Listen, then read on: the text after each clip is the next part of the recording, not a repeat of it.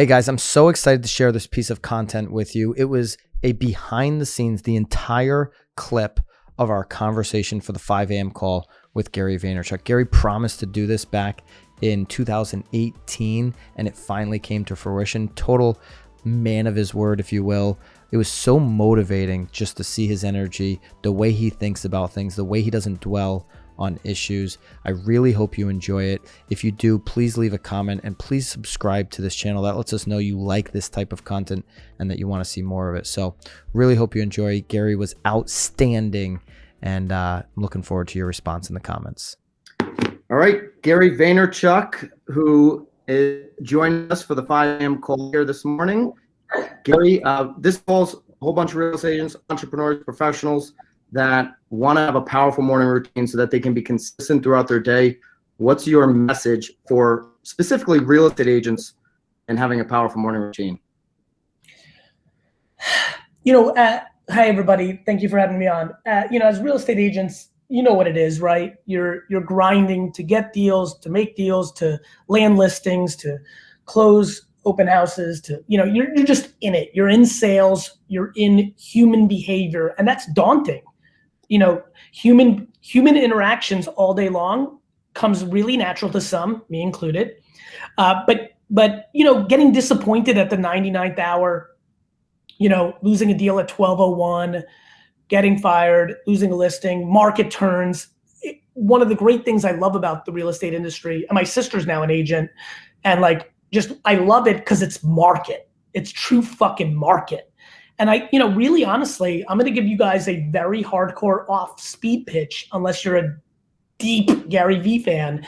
This may confuse you because I think a lot of you think of me as high energy, high intensity, caring so much about career and profession. The reason I have good professional days is I actually have only one morning routine, which is immediate. And I mean this and I don't do this as a meditation or as an alarm. I do this as a subconscious, no different than the way I breathe. In the same way that I breathe. I don't know how many of you that are listening right now say, okay, take in oxygen. I don't think any of us do that. We just fucking breathe. In the same way that I breathe, I have literally, since I was probably about 14 years old, because from, call it 6 to 14, I was so scared of my parents dying because both my parents had lost a parent very early that I think something happened in my fear around that then turned in my teenage years, which is now my morning routine, which is unbelievable levels of gratitude that nobody I love died last night. I love that. And morning routines are different for everybody because some people want to get up super early and that just doesn't work for other people's bodies. But if you're in real estate, there's certain things like in your business that you have to do every day that you're naturally doing, whether that's following up on an executive or whatever it may be. For a real estate agent, that's following up on leads, people that want to buy, sell, and invest in real estate. And one day could be the perfect day where you hit your time block, you do all your follow-ups, but then the next day, all kinds of things happen. You have a whole bunch of showings, you have a whole bunch of new clients, and then you don't do things that lead to consistent business, and you start to feel like you're out of routine. You start to feel like every day is a new day, and it can become a little, you can become a little anxious in that environment. I actually think that I'm sorry to interrupt. I actually think the reason that I don't have a morning routine. Because I think people become too rigid and actually overjudge themselves. And they're like, oh, fuck, I didn't cold call 10 people or email 13 people. These fucking rules that everybody makes for themselves, which make no sense. The macro context is unbelievable. The macro morning routine as Omni is fucking amazing. Hence why I have one. Thank you, God, that nobody called me in the middle of the night. And I have my phone on silent now, so it's even scarier now. It's like that first grab of the phone. Thank you, God, that I don't have 700 missed calls and texts. But if and by the way, different things work for different people. This is why you already made the mention. I'm sure you don't want to demonize the people that get their best work done at 11 p.m. to 1 in the morning. So it becomes a macro mental morning routine. I also don't think you want to demonize the people that are more free freelance and improv. That's me. On the flip side, I don't want to demonize the people that are incredibly anal and structured and have great I love people who want to make a fucking amazing list and click them all off and enjoy scratching them off. I don't think I've made a fucking list in my life. I didn't open a textbook entire career of high school. Like, everyone's different. This is a game of self-awareness and macro routine, which is why instead of pontificating, I actually gave you a real answer, which is the truth, which is like, do you know how good it feels when you lose 3 listings, get fired by everybody, and have to give and lost $4,000 because somebody stole it from your NFT wallet, when you woke up that morning actually meaning what I said, which is, I don't care that, like, I have 100 bad things happen to me in business a month. Bad. Fired, quit, lawsuits, bad. You guys know me. Most people here listening have some. I don't talk about that shit, not because I'm not willing to be vulnerable, because it doesn't fucking hit my radar, because I just think that's the cost of doing business, comma, I don't care about work. Like, that's the curveball, Byron. Like, Scott, that's the curveball. People, all I do is put out content about professionalism, all that stuff, but I actually don't give a shit about it. I'm not joking. Like, I really need you guys to hear this. Like, if I'm doing this fucking show, I want everybody to understand. When you actually only care if the people you love are healthy, the worst things that happen in business don't upset you. And in 100% commission world, though, you still need to have an income at the end of the day. So having the gratitude, but then making sure that there's 101 wins to the 100 losses. How do you make sure you have wins with the losses? The losses are going to happen, but how do you make sure? What happens when you wins? I'll explain to you. When you have actual gratitude, not facadal, I'm going to post I'm grateful on Instagram today, but you don't actually mean it. When you actually fucking mean what I'm saying, you spend 0 time on dwelling and crying, which then leads to offense.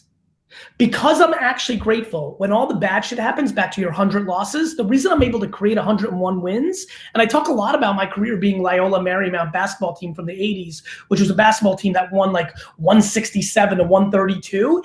It's because I know almost everybody I know, when something bad happens, then adds another 1 to 10 hours of fucking crying and dwelling. And for me, it's immediate offense, which then net scores me 101 to 100. So the gratitude actually creates the reality that you just asked for. Mm-hmm. Because I spend no time crying because I don't care, I'm spending an ungodly amount of time on offense.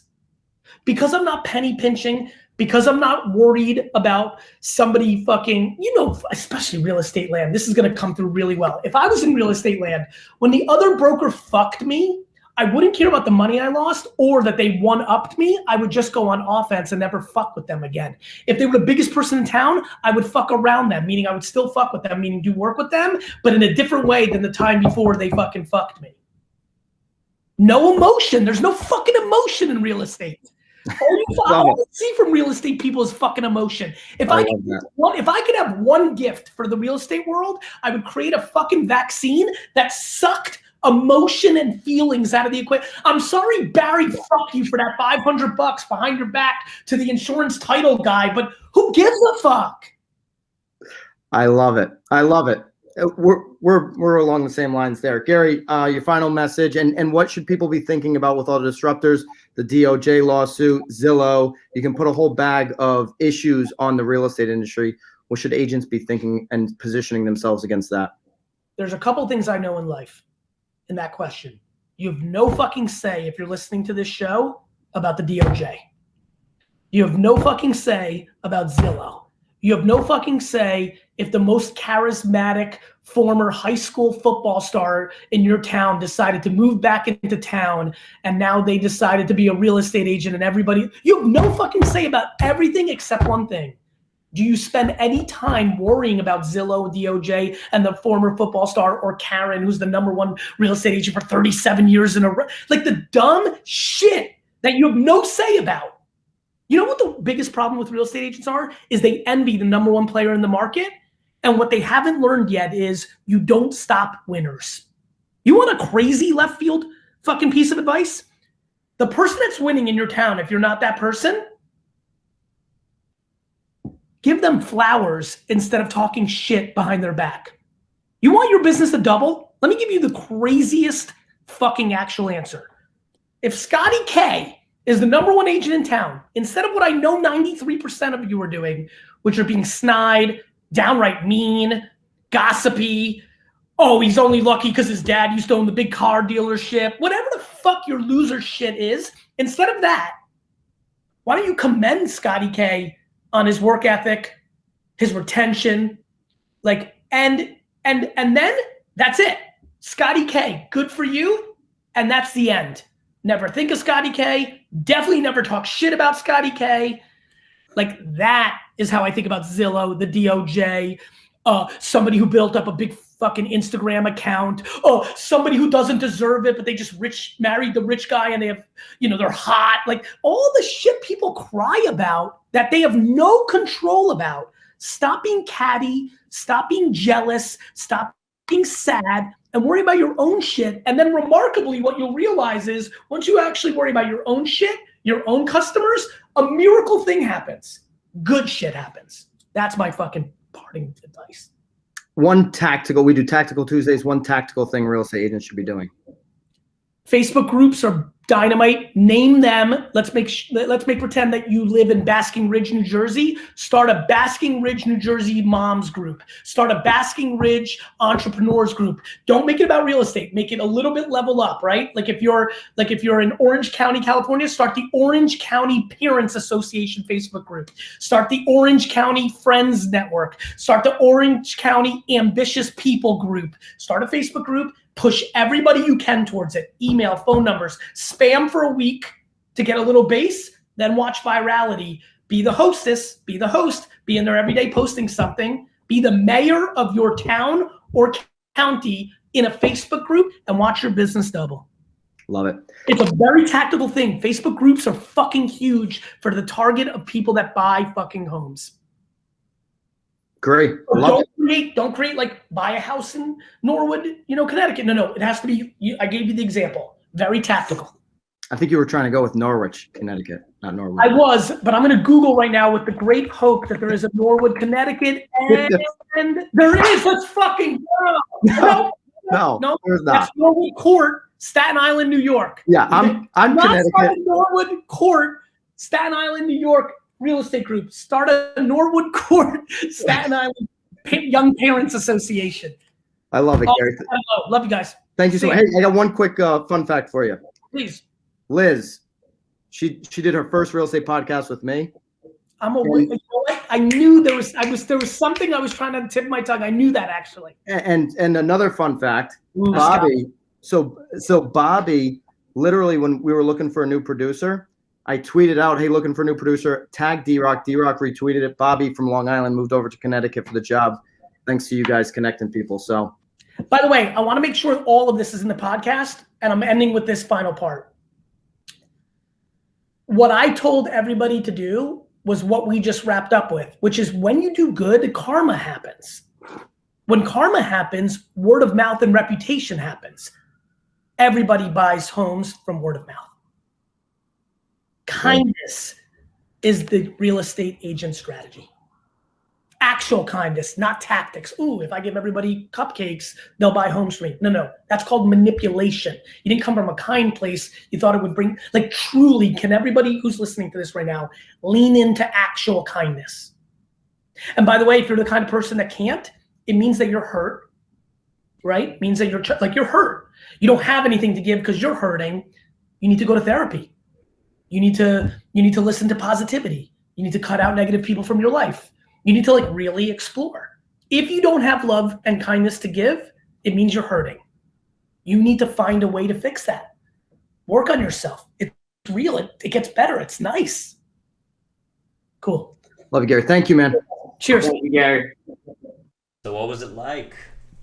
What'd you think? How'd it go? I thought it was fantastic. I thought he was very gracious with his time. We had a 5-minute meeting scheduled, and we did, 15 or 20 minutes. Yeah, it definitely went longer than I was thinking, but it was awesome. Yeah, that was awesome. And then Liz is going to join in that week. So we've got a full Vaynerchuk week coming up for the 5 a.m. community. Yes, we do.